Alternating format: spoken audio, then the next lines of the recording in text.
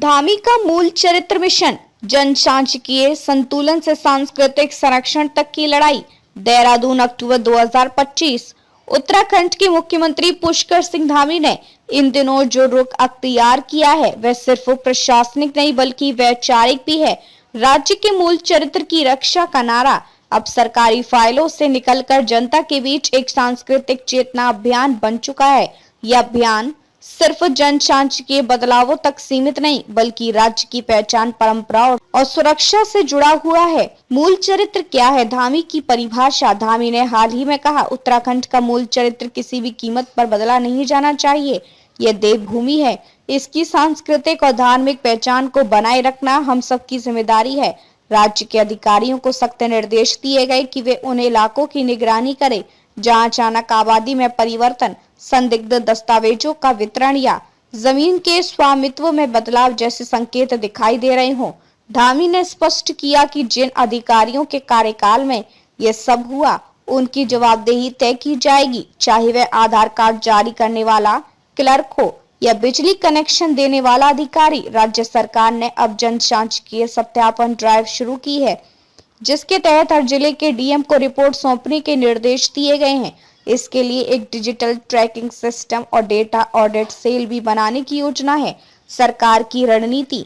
Digital सत्यापन से सामाजिक संतुलन। सूत्रों के अनुसार मुख्यमंत्री कार्यालय ने गृह विभाग और आईटी सेल को आदेश दिया है कि जनसंख्या पंजीकरण के लिए एक मोबाइल ऐप और एकीकृत डेटा प्लेटफॉर्म तैयार किया जाए ताकि किसी व्यक्ति के निवास प्रमाण, राशन कार्ड, बिजली बिल और किराए के समझौते जैसी जानकारियों की क्रॉस चेकिंग हो सके। इससे प्रशासन बाहरी बस्तियों की पहचान कर सकेगा, खासकर वे जो पिछले कुछ वर्षों में देहरादून, हल्द्वानी, उधम सिंह नगर और हरिद्वार के आसपास तेजी से फैले हैं। धामी ने इस संदर्भ में यह भी कहा कि हम विकास के खिलाफ नहीं हैं, लेकिन विकास का मतलब सांस्कृतिक घुसपैठ नहीं है। राज्य का मूल स्वभाव, देवभूमि की आत्मा, यही हमारी पहचान है। विपक्ष का आरोप, राजनीति के नाम पर सामाजिक ध्रुवीकरण। पूर्व मुख्यमंत्री हरीश रावत ने इसे राजनीतिक एजेंडा बताया। उन्होंने कहा कि सरकार प्रशासनिक सुधार के नाम पर सामाजिक डर का माहौल बना रही है। उनके धार्मिक धामी सरकार विकास के मुद्दों पर असफल रही है, अब वे जनसांख्यिकी को हथियार बना रही है। रावत के इसी बयान पर राज्य के संसदीय कार्य मंत्री सुबोध उनियाल ने तीखा पलटवार किया है। उन्होंने कहा, हरीश रावत अब वानप्रस्थ की अवस्था में है। उन्हें घर पर राम भजन करना चाहिए। राज्य की संस्कृति बचाने के लिए जो व्यक्ति खड़ा है उस पर तंज कसना उनका दुर्भाग्य है। यह बयान राजनीतिक हलकों में चर्चा का विषय बन गया, जिससे यह संकेत मिला कि उत्तराखंड की राजधानी अब मूल चरित्र बनाम राजनीतिक चरित्र के दो खेमों में बंटती जा रही है। ऑपरेशन कालनेमी से लेकर जनसांख्यिकीय जांच तक धामी की शक्ति।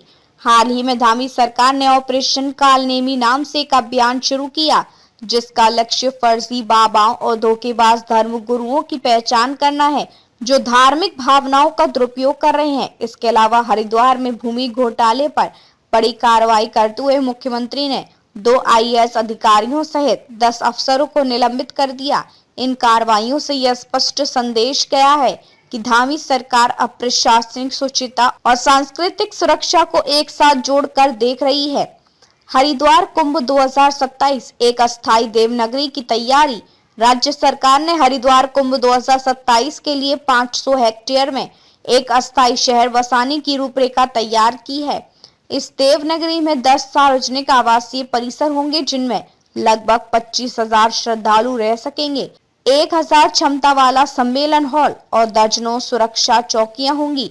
582 मीट्रिक टन प्रतिदिन के कचरे के निस्तारण के लिए स्वचालित कचरा प्रबंधन प्रणाली, ई रिक्शा और कॉम्पैक्टर लगाए जाएंगे।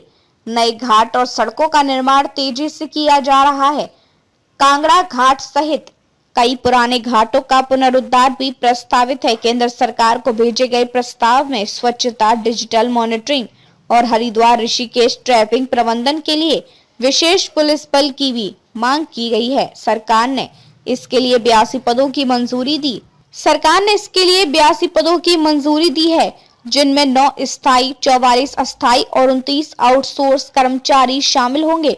साथ ही कुंभ भूमि पर चल रहे अतिक्रमणों को हटाने का अभियान शुरू हो चुका है। उत्तराखंड की आत्मा देवभूमि की रक्षा या विभाजन की राजनीति।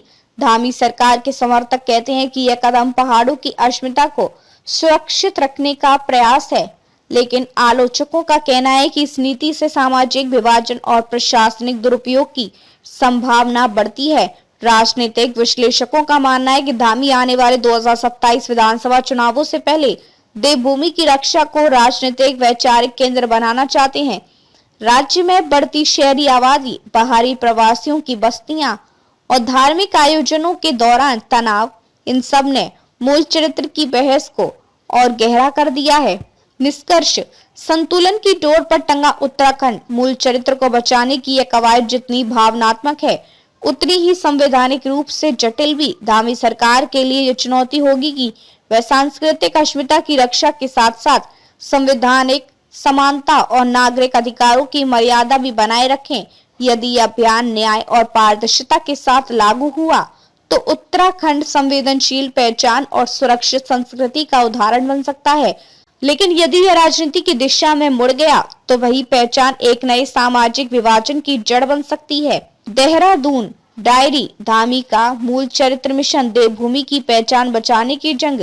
धामी बनाम रावत, उत्तराखंड की राजनीति में मूल चरित्र की नई जंग। कुंभ 2027 की तैयारियां तेज, 500 हेक्टेयर में बसने जा रहा है अस्थायी देवनगर।